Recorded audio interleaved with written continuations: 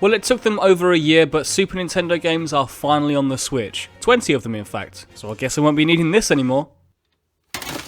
Now, you know us here at Project Falcon Punch, we love to rank games. So I thought I'd rank all of the available SNES games on the Switch's online service. I imagine Nintendo will release more games in the future, but for now I'm just going to rank the 20 games the app launched with. I'll try to keep most of these entries as brief as possible, otherwise we'll be here all day, and plus, most of these games you probably already know so much about anyway. Now, just to clarify before I start, I didn't grow up with a Super Nintendo, so I don't have a nostalgic bias or personal attachment to any of these games. I mean, I've already played most of these games in the past through the Wii's Virtual Console and the like, but I'll be ranking them based on how enjoyable they still are to this day, nearly 30 years later in some cases. So yeah, this isn't some all-encompassing and definitive list, but it's my list and my list alone, so please keep that in mind. With all that out of the way, I'm Dan for Project Falcon Punch, and let's start this list. Enjoy!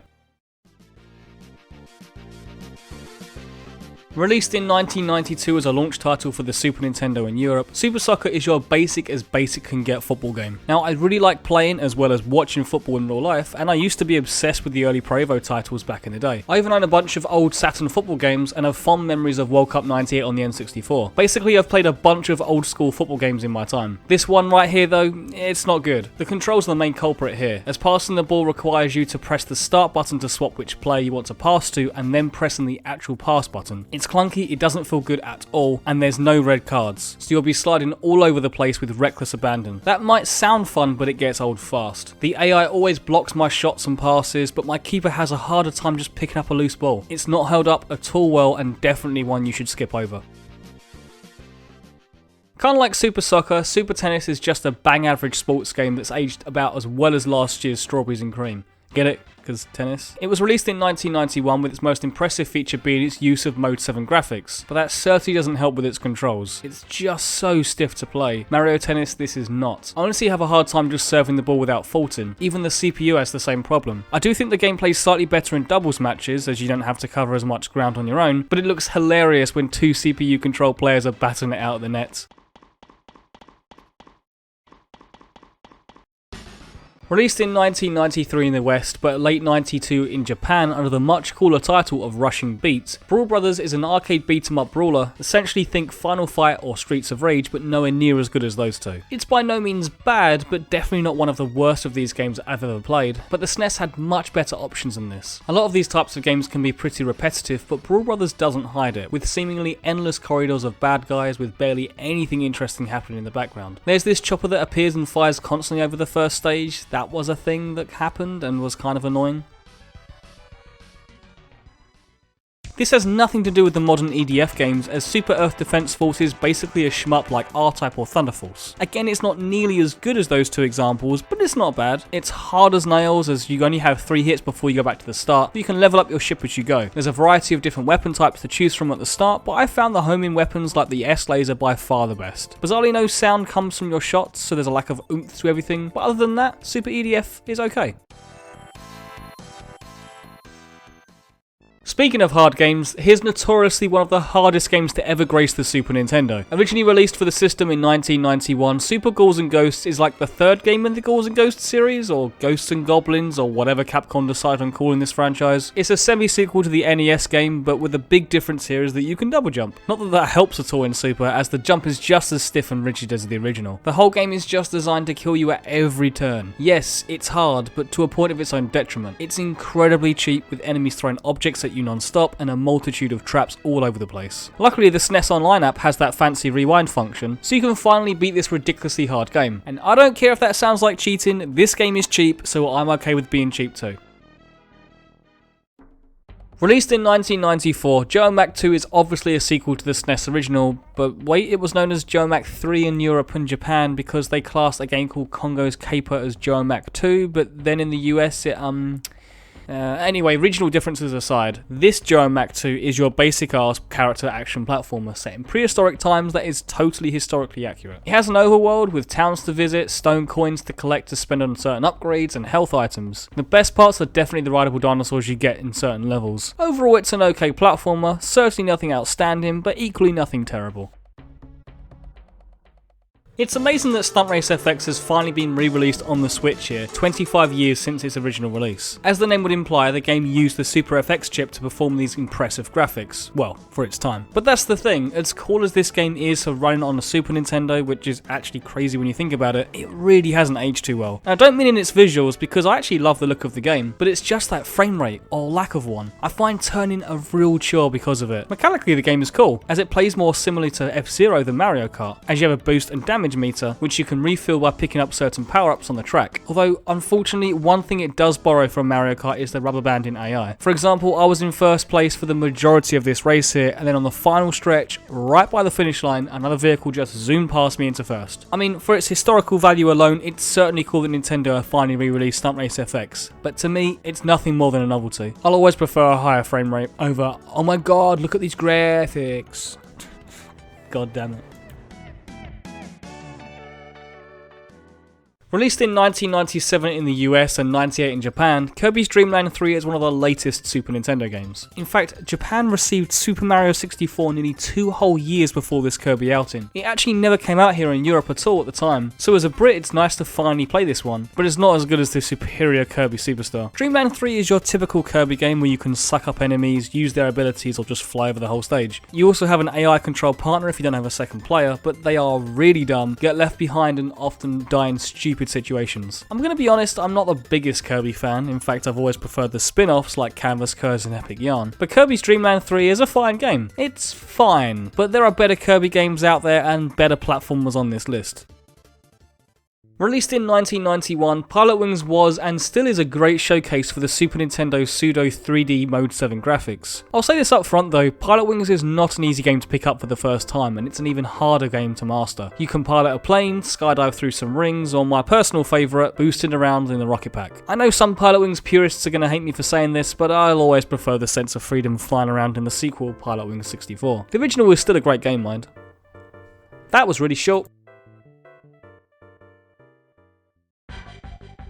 Also originally known as Starwing here in Europe, Star Fox was first released in 1993 and was the first game to use the Super FX chip, but I'm sure most of you already knew that. Now, I love the Star Fox games, but I'm gonna be honest here, I find the original entry really hard to go back to. I mean, I love the now iconic animal speak of the characters, I love its aesthetic, and I love the game's soundtrack. But man, it's that frame rate again. The severe slowdown when there are too many enemies on the screen is just too much for me, especially on the later levels like Venom. If I could have this exact game, looks and all, but running in 60 frames, that'd be perfect, because I love how it plays. Heck, I'd even take 30 frames per second, just anything more than single digits, please. Well, Nintendo almost kinda did do that once before. Anyone remember that boss minigame in WarioWare Smooth Moves on the Wii? Where they remade the Corneria stage from the original Star Fox, but with Wii controls. I always wanted a full game like this. Just look at how smooth this version runs, and then compare it to the SNES original. I know this was impressive for 1993, but I'm sorry, I just don't think it holds up too well.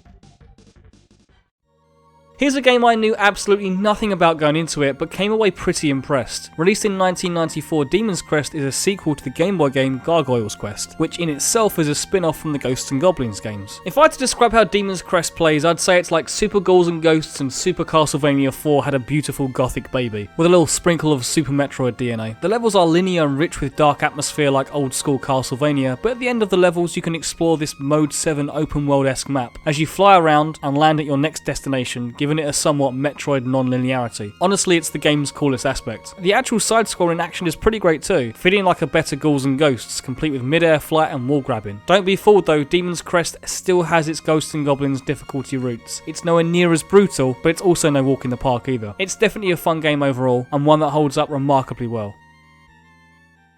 First released in 1993 in Japan, with a North American release coming a year later, the original Breath of Fire wouldn't come out in Europe until the GBA re-release in 2001. The Super Nintendo is well known for its fantastic library of RPGs with the likes of Final Fantasy 4-6, Secret of Mana, Super Mario RPG and Chrono Trigger to name a few, but Capcom's Breath of Fire is the only one currently available on the Switch's online service. It not being made by Square is probably no coincidence there, although it was actually published by them in North America, strangely enough. Now, I'm certainly no JRPG expert, but I can can safely say that Breath of Fire is a solid one of those. You know, turn-based battles, random encounters, and acquiring a party strong enough to save an entire kingdom from an evil faction. Cool mechanics to note are full day-night cycles and an auto battle option, making random encounters easier to manage. Now, I don't think Breath of the Fire is as good as those other Super Nintendo RPGs I mentioned earlier, but as the only one currently on here, I'd say it's definitely worth your time. Originally released in 1994 in Japan and the following year in Western regions, Kirby's Dream Course is essentially an isometric mini-golf game but with a Kirby twist. The twist being that you have to knock Kirby into these enemies first and then the final one left will turn into the hole for you to putt Kirby in. Some enemies give Kirby temporary powers from a high jump to a tire, allowing Kirby to zoom up steeper hills without losing momentum. If you're like me and you love themed mini-golf games, you'll love Kirby's Dream Course. As I mentioned earlier in the video, I've always preferred the Kirby spin-offs to his main games and Kirby Dream Course is no different. I'm so confused why this is here, what with it being the only Japanese only game in this Super Nintendo collection, but I'm glad it is. Yeah, navigating the menus can be a little confusing as none of it has been translated into English. Like, I think there's a story here, but I don't understand a word of it. There's a zombie kid whose eye falls out and that's kind of weird. Other than that though, it's your standard Puyo game, where you line up 4 coloured blobs, try to get a combo and cause a chain reaction. I mean, I love Puyo, it's easily one of my favourite puzzle games, and so as the only puzzle game on this collection, you really can't go wrong. Released as a Super Nintendo launch title, F-Zero, like Pilotwings, was a showcase for the system's Mode 7 graphics. Difference here is that you're racing around in futuristic cars at high speeds. It's honestly one of the smoothest running 3D-esque games for the SNES, which still holds up remarkably well. The only downside, and a big reason why it's not higher on the list, is the lack of multiplayer. Yeah, the series would only improve with its fantastic sequel on the N64 and its phenomenal follow-up on the GameCube, but the original is still more than worth your time playing, if only for its amazing soundtrack. Big Blue anyone? It's just pure racing bliss.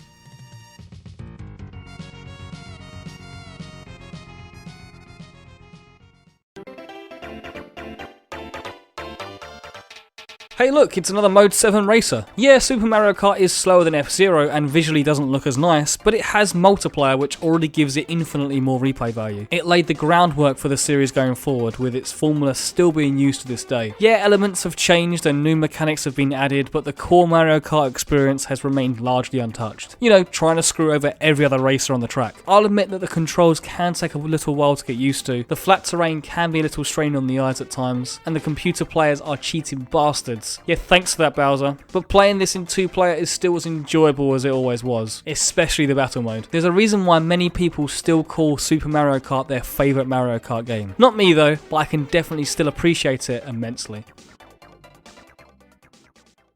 The original Yoshi game, and easily still the best one, although the recently released Yoshi's Crafted World wasn't half bad. Released in 1995 as the semi-sequel to Super Mario World, Yoshi's Island is probably one of the happiest games you'll ever play. From its joyous music to its timeless art style, I just love playing this game. Except when you get hit and then it becomes, oh no, please stop, I don't like it. Except for maybe the slightly clunky egg throw mechanic, which they took nearly 25 years to finally ditch, thank you Crafted World. I think Yoshi's Island has mechanically held up the best out of almost all of these games. It just runs so smoothly and has such brilliant little animations all over, like Yoshi scratching his nose when standing still, to Mario's cap blown in the wind when you're moving at high speeds. It truly is a timeless game.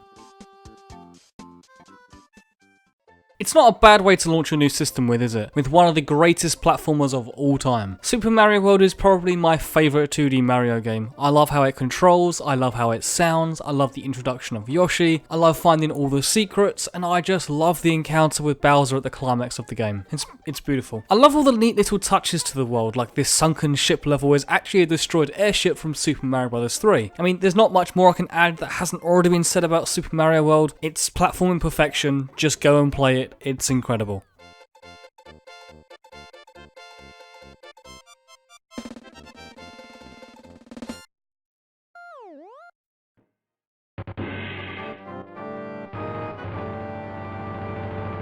If the original Legend of Zelda laid the foundations for the series, then A Link to the Past built the walls and put a roof on it. It perfected the Zelda formula basically, a formula that Nintendo wouldn't break for over 25 years. The first Zelda game can be a little rigid going back to, with only 4 directions of movement, but oh, A Link to the Past, it feels so good to play. So many incredible themes were born in this game too, like Hyrule Castle, Kakariko Village, and my personal favourite, the Dark World theme. That moment when you enter the Dark World for the first time and realise that the whole game just doubled in size, which so many future Zelda games would imitate, with Ocarina of Time's 7-year time jump, Minish Cap's tiny Minish World, and of course Twilight Princess's Twilight Realm. Is it my favourite Zelda? No, it's not even my favourite 2D Zelda game, but I think that's just a testament to the entire Zelda franchise, and this one is certainly not one to be missed.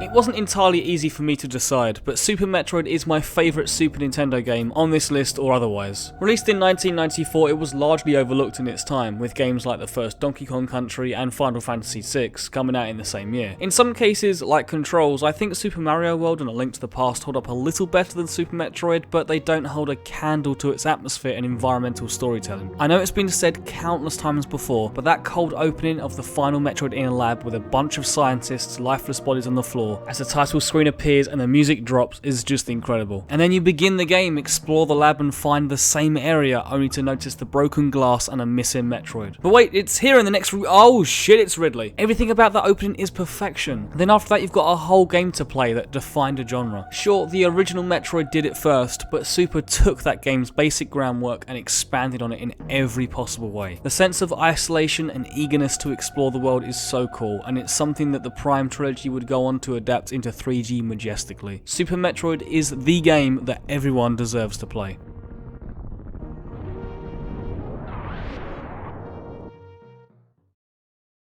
But anyway, that was my ranking of the 20 Super Nintendo games currently available on the Switch's online service. What are your favourites? Do tell us, because everyone has their own feelings and opinions. At the end of the day, it would be a much duller world if we all had the same thoughts. So please let us know. Thank you so much for watching this far. Hope you enjoyed the video, and I don't know, shall I rank the NES games on Switch too? Let me know. If there's enough people wanting me to do it, then I'll do it. Take care.